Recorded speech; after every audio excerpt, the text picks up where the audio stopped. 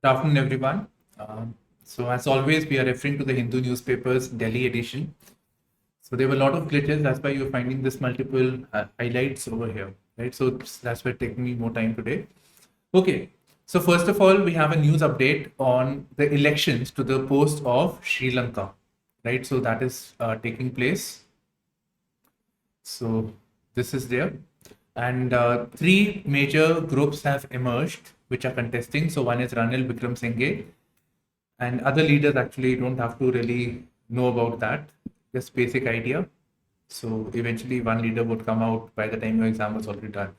Okay, so no coercive action against Nupur, not important. Clarification sought on TN anti-NEET bill. So you must have heard about the NEET. So there is a common medical entrance exam now. Earlier, every state, every university, most universities would have their own system of entrance to the medical exam. So they conducted their own exams, they had their own set of rules. So NEET was brought in. Now the state of Tamil Nadu has an objection. They feel that this NEET exam that is brought in, that is not good enough. We want to retain our old system. Our system was much better. So they brought in a law which has been referred to as the anti-NEET bill. So they want to bring in this law, and they want that the NEET should not be applicable to the state of Tamil Nadu. It should not be applicable over here. So now we have the Ministry of Home Affairs has sought clarification of the Lok Sabha on the same. Okay, we see three articles over here. So one is Shiv Sena. So Shiv Sena has split in the Lok Sabha, right? So this was an expected thing. Over 1.6 lakh Indians gave up citizenship last year. So this is a good time to revise the chapter on citizenship. So this is in the part 2, right? So part 2 of the Constitution, Article 5 to 11. So how the citizenship is acquired, how the citizenship can be given away, what are the conditions. So this we can revise this, the good time to do that. Plus this thing has actually been there in news quite frequently. Then this unfortunate incident has taken place where a DSP has been crushed to death at the mining site in Haryana. Now, I feel that we can take this up from the point of view of GS4 case study. Fine. So, let's say there is a case that is given that you are a DSP, you are a police official, and you get to know that there is illegal mining taking place. You have credible evidence, and it has come to your notice that these people are armed. Any intervention may lead to loss of life. And there is also political backing also that you can add to that. So in that situation, how would you deal with such a situation? What would be your course of action, or what options are available to you? Give out merits and demerits. Okay. Woman delivers baby outside Safdarjung emergency. So Safdarjung is a hospital in Delhi. I think it's under the jurisdiction of the center. Then government plans to extend Mission Bunyad. Let's take this up. This is important actually, but prima facie it will be overlooked. So see, we see an issue over here. The issue is that the public healthcare system seems to be apathy. There is apathy over here. Somebody who is in problem, right, in a difficult situation, is not getting admission, delivers a baby outside of the Safdarjung emergency. This is not a good thing. This is not a good sign over here. And it reflects very poorly on the health authorities, the doctors, etc. of the concerned hospital. Plus, it reflects upon the lacuna or the shortcomings in the healthcare sector of our country. The woman was not given admission. Don't you think that this should be a right of a person, any person who is in the emergency care? And that brings to light the theme, should healthcare be made a fundamental right? That would mean that there is a legal obligation on the government to ensure that health is provided to each and every citizen. And at the present, right, so this is one. Further, we have a scheme known as Ayushman Bharat, and we have many other schemes. So Ayushman Bharat is now like an umbrella scheme under which there are different schemes. Ayushman Bharat says that we will provide for secondary healthcare. We will provide an assurance that the people get healthcare. So assurance doesn't seem good enough, because it's like government says we give you an assurance that you will get the healthcare.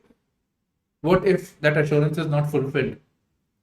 What if the assurance is not fulfilled, as it happens in this case? So rights-based approach is a much better approach, because if the assurance is not met, a person can take a legal action on that, or somebody else on your behalf can do it by the means of PIL.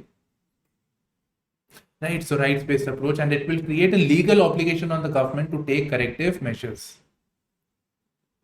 Moving on to Mission Bunyad. So what is Mission Bunyad? So Mission Bunyad is basically a scheme that aims at addressing the learning gaps that have emerged because of the pandemic. So naturally, because of the pandemic, there were people who were not able to access the education. Obviously, schools were closed. Not everybody has online education. So there is a gap. People who were benefited, who were left behind. So bridge that gap. And when it says Bunyad, it means foundation. So literary skills and the numeracy skills will be focused upon. Okay, let's move to this thing. Not important. No. Yeah. Now we find, we'll take this two together. So there are two possible this thing. One is that we find that English education is being preferred by various state governments. So Delhi model English, then Punjab, also my own state. Then in Rajasthan we get it, English is being preferred, because, and that is Chhattisgarh also, and that is because English is the medium of communication, official language also. Hindi is also there, but yes, plus export of labor, so many other things, English is a preferred language. Sometimes it has also come to notice that parents, they are moving the children from public schools, which are vernacular based, to the private schools because they want to prefer English education.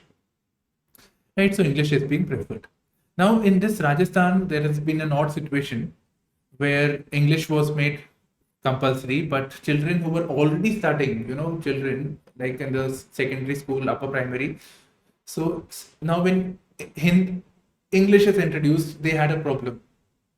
They had a difficulty in learning, and parents, etc., protesting about it. And they're saying, rather than making English or education only in English, make it both. Those who want to do it in Hindi, for them Hindi, else it will be English.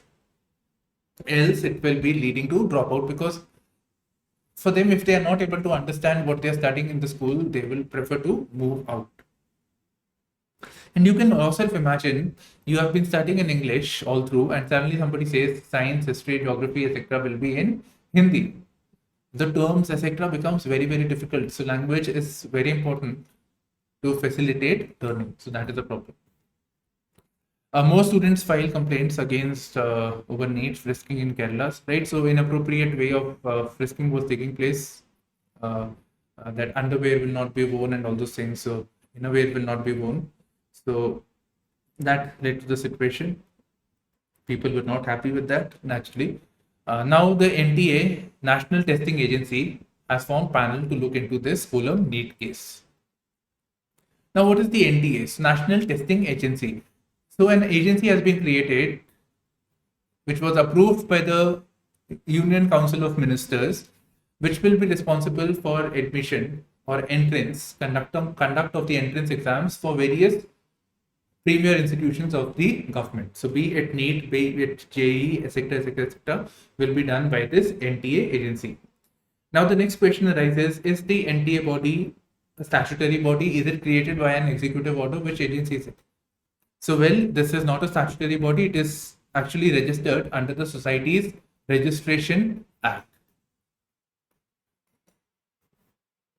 So nor is it an executive body. So this is an editorial which is stinging indictment. So this is about the recent case where the tribals were taken to charge for incident in which the CRPF Jawans were killed. The Supreme Court has, the court has taken a, sorry, not the Supreme Court, the NIA has taken a strong note of this, that wrongfully people were arrested, tribals were arrested. Now, naturally, this is not a good thing, because ultimately, if the tribals come into conflict with the state, this you are getting into, you're facilitating the resentment and issues, and that would further lead to people being drawn into the left-wing extremism. You're facilitating, actually, in a way. That's not a good thing. It should be avoided. Okay, next we have Chile. So you know the country, Chile marks a notch in global constitutionalism. This article is actually less of Chile, it's more about global constitutionalism. Okay, so Chile has brought in some features which are the signs of the modern day constitution. So let us see what all things are the part of the global constitutionalism. So before going forward, we should know what is constitution.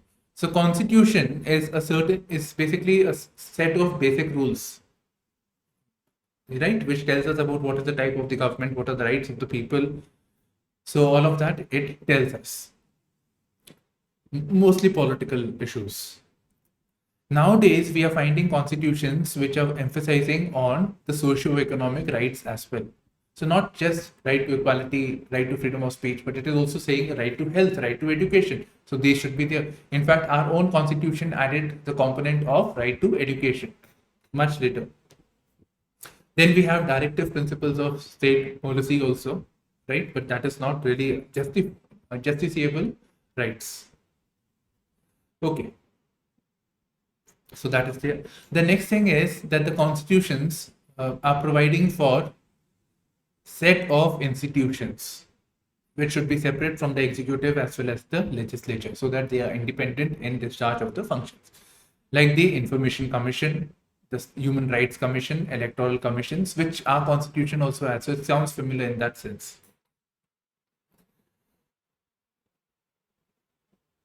Then this is again a very interesting viewpoint.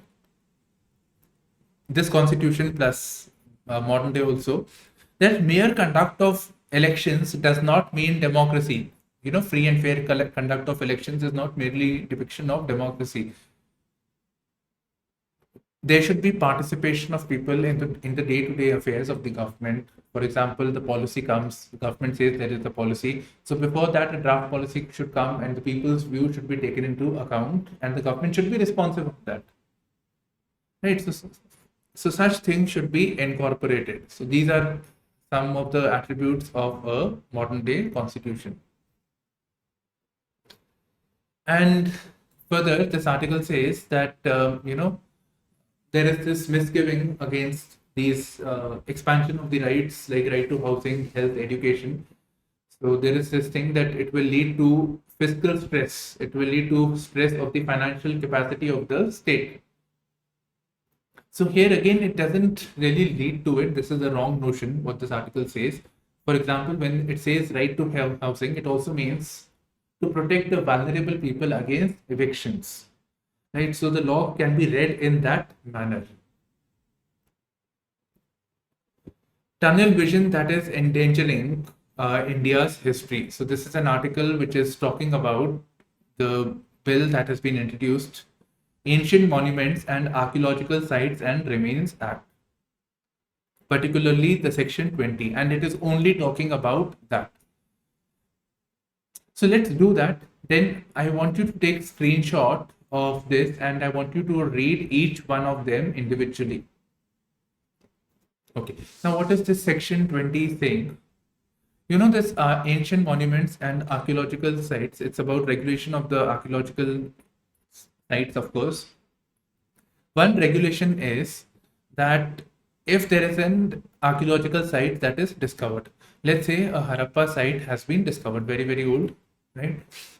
So naturally, they will not be living in a particular area. Let's say they were living in this area and few settlements were found. So this site has been marked as an archaeological site. So construction 100 meters from this periphery will not be allowed, it's prohibited. And construction 300 meters from this site is again, it is regulated. So first 100 meters is prohibited, the next 300 meters is regulated. Now this bill says, and this article doesn't mention this, that this bill says that now there will be a constitution of an expert committee that will look into the issue of construction activities, if it should take place or not beyond this region. Okay, now I think the first question should come to your mind as to why this is regulated. Actually, we have found this site, but it is quite possible that there would have been sites over here also and here also in the peripheral region also. So they should be preserved. If construction takes place, if activities take place, then we will lose those sites. Okay, so this is it. So it's raising questions on the section 20 expert committee. Who all will be the members? What will be the term? What will be the tenure? Who will decide all that? A new legislation that mirrors the old. So this is about the new drugs, medical devices and cosmetic bill. So I'm not doing this right now. We'll do it later. Now this is very, very important from the point of view of GS2. So no inner party democracy.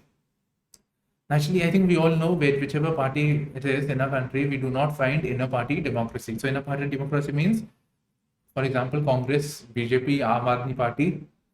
So them being able to choose their own leader, a credible system of voting or some system is there by which they choose the leader, by which they are able to choose the policies or the mandate of the political party. Right. So that is there. Some mechanism should be there. In other countries, we see it. Now look at the elections that are, the election for the candidature of the president.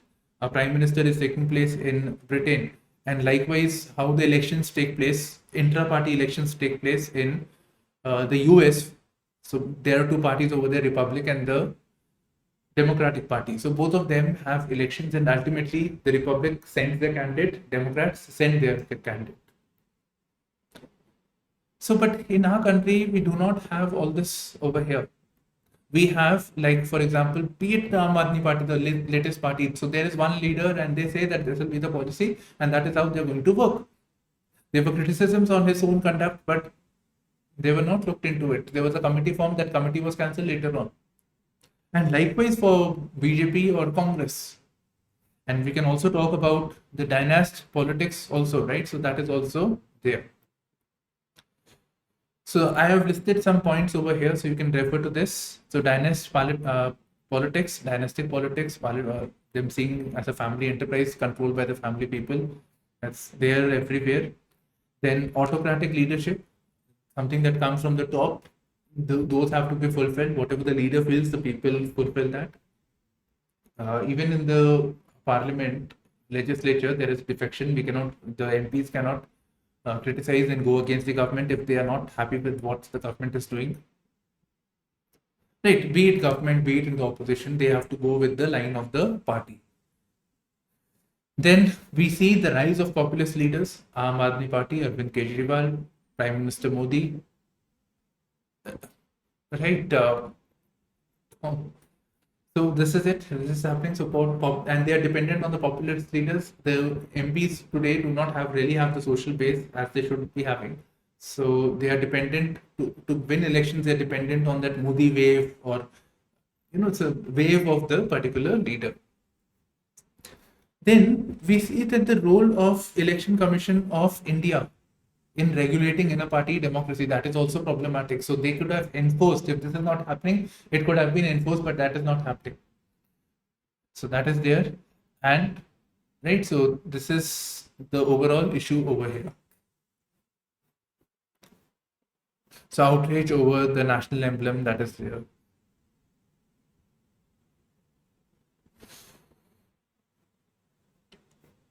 Yeah, the wormhole.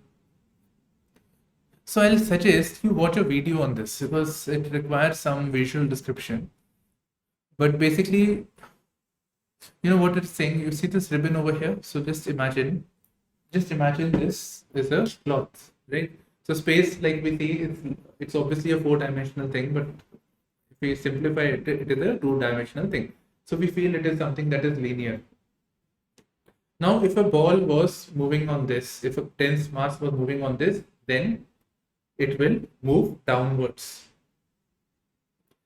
Right, so if it will move downwards. So what they're saying is that first of all, our depiction of universe like this is not there. It is actually folded. We cannot see it because it is bent. It may be bent. That's what it says. So if a dense mass is there and if it goes inside, right? So if it goes inside, there will be a shallow part that is formed. There is this thing is formed. So you can refer to this thing, and one need not travel. The light need not. Anybody need not travel this path over here, but rather they can go like this and reach to the other end over here. So that is what this entire thing is basically saying, and not much we get over here. You can see a video that will be much more easier. It's available. Okay, SKM fumes, Samyukt Kisan Morcha, the people that did the Delhi protest, right? So fumes over the MSP panel. So BJP members are there, RSS members are there, people are associated with them. So we don't like this. We want a more democratic representation. Alva files papers for vice president election. SC notice to NIA over Rao's plea. So, it's not important also. Radicalization among Indians is minuscule. So radicalization is an important topic from the point of view of GS3 internal security. They say minuscule, but they haven't really given some facts or numbers on this account. But radicalization and the rise of militant activities, the rise of lone wolf attack. So this is a theme. All states agreed to GST changes on food items, right? So we have states opposing. So the finance minister is saying that this 5% tax that has been introduced on the pre-packed food items, so that was already there. For example, the states were already charging VAT. Now the GST has been introduced. So we are introducing a tax in the form of 5%, right? So that is taken place. So most of the finance ministers of independent states, individual states were in favor of that. So that is it. Protest over price rise and GST rock both house. Okay. China steps up LAC drills, air drills as talks stalled. Right. So aircrafts, helicopters were spotted. No rule for caste in Agnipath. So opposition was saying that caste and religion is being made a basis of recruitment. So that is not the case, says the BJP party, and I don't know why it is not the government. Okay, Gujarat police detained filmmaker Avinash Das. So this is about a Twitter post which was critical of the Home Minister Amit Shah. So he is arrested. Right. So be careful in what you are posting these days. And in fact, that has always been the case. Whichever leader, whichever party has been there. Yeah, TV debates. Government taken action in 163 cases. So this is about the program code violations, right? So we get to know that there is a program code, right? So which will define as to how the people speak, how the conduct is there, so all that. And this program code is coming via the television network rules framed under the Cable Television Networks Regulation. Railways turn to Google Maps to allot exam centers. So, for this exam, you would have seen, I think, for UPSC that your exam center is very, very far. So they are using this Google Map tool so that the nearest center to their house is allotted. That will be a great help. Okay, UK records its highest ever temperature, heat wave. Second heat wave was being talked about. Putin says progress in Ukraine. Ukraine grain talks. He meets Raisi and Erdogan in Tehran. Okay. Erdogan is Turkey's president, and they don't have good relations, Russia and Turkey. Otherwise, Iran meeting is taking place. And we also know that Iran will be, formal documentation is taking place for the enrollment into the SCO. So kind of an access has been created. China, Russia, Iran. Okay. And Belarus was also there. GST, okay, now this is the business section. One second. GST, Punjab, Goa may see more stress. Okay, why will this see more stress? So between the time period when the GST was introduced, 2017, so what GST did was that it subsumed various taxes that were there, indirect taxes that were there. It was levied by the center as well as the states.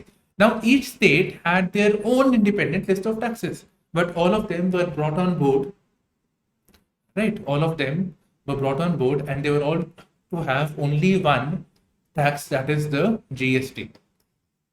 And that will be common across the different states of the country. Now, naturally, the states had more freedom in taxation. They could always increase the tax and raise the revenue if required. But now there is only GST, and the GST is not decided by the states, but it is decided by the GST Council collectively, which is having representation of the union as well as the states. So there was a possibility that there is a revenue loss after the implementation of the GST because the states had a freedom in collection of tax. But this freedom had been reduced. So the scope of collecting revenue was brought down because of this. So to address this issue, a compensation, GST compensation was to be given for the period of 5 years, so from 2017 to 2022. And the idea was that in the due course of time, 5 years, these states can ramp up their GST collection and the overall revenue remains the same. But that hasn't happened. That's what it is saying, that the Punjab, Goa may see more stress, according to a document released by the National Institute of Public Finance Policy. Okay, RBI helps UP to steady after 7 sessions of low, right? We did this, measures to attract investments into a country. And there again, they say that the rupee will dip further, that is the given. Okay, so that means there will be more outflow of wealth from our country. Hindustan Unilever net profit rises 11%. Obviously, FMCG company also having rural base also. So let's see. Earlier, we had a report from Godrej which said the rural sector is under stress. Okay. Investment via the P notes drops to 80,000 crores. So what are P notes? And P notes are important for your mains also. Pray, of course.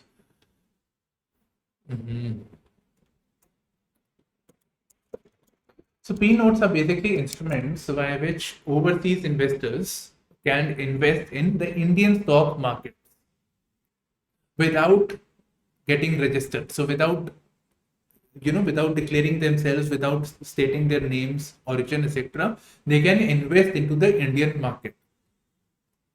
So these are the P notes, and P notes are also known as participatory notes. Now, thing with the P notes is that since it is not being registered, the investor is not revealing their identity, this can be used as a conduit, as a method by which money laundering can take place, or round tripping of black money can take place.